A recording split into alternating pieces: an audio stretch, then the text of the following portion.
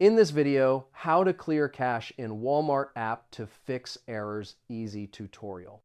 I will show you step by step how to clear cache in the Walmart app to fix errors and improve performance.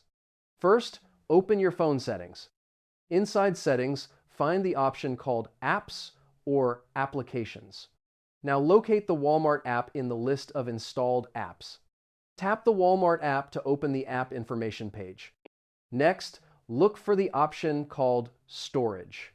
Tap this option to view the app storage data. Now, tap the option Clear Cache.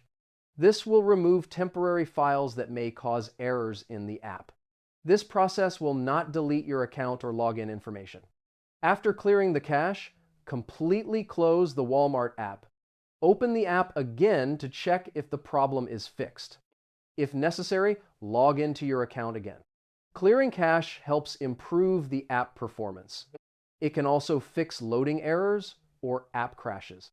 This is a simple and fast way to fix common issues in the Walmart app.